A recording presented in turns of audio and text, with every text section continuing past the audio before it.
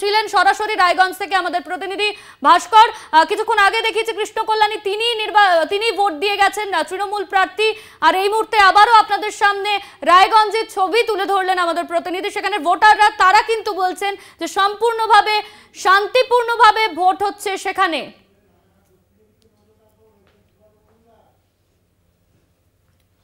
আরো একবার আমরা রানাঘাট দক্ষিণের দিকে যাব, সেখান থেকেও রয়েছেন আমাদের প্রতিনিধি সুবল মজুমদার।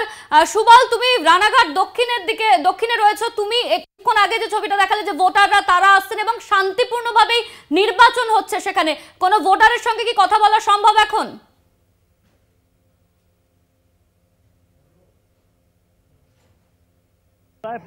খালি হয়ে এসছে প্রত্যেকটা, এখানে 4টি বুথ।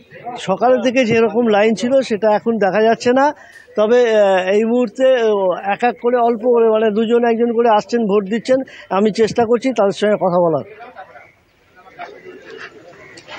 দিদি এক সেকেন্ড। হ্যাঁ, ভোট দিলে? হ্যাঁ। কিরকম হলো? কিরকম লাগলো? ভালো, শান্তিপূর্ণ ভোট। হ্যাঁ, দুবার করে ভোট দিতে হবে। হ্যাঁ হ্যাঁ, আগে একবার দিয়েছেন, আমার এখানে কেমন লাগছে এই ব্যাপারে? ভালো লাগছে। আমার বাচ্চা রয়েছে ছোট, আমি আর কথা বলতে পারছি না।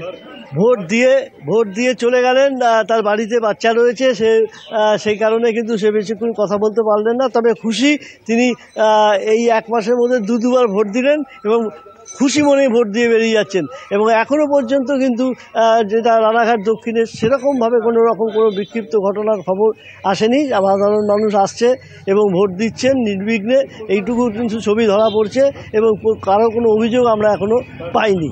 অনন্যা, ধন্যবাদ তোমার সুবল। রানাঘাট দক্ষিণের ছবি আপনাদের সামনে আমরা তুলে ধরলাম সরাসরি। আমাদের প্রতিনিধি সেখান থেকে ছিলেন সুবল মজুমদার। সেখানে কিন্তু সকাল থেকে ভোট হচ্ছে এবং শান্তিপূর্ণভাবেই নির্বাচন হচ্ছে রানাঘাট দক্ষিণে, সেই ছবি আপনাদের সামনে তুলে ধরলেন আমাদের প্রতিনিধি। 4 কেন্দ্রে এই মুহূর্তে নির্বাচন চলছে, সকাল 7টা থেকে শুরু হয়েছে ভোট।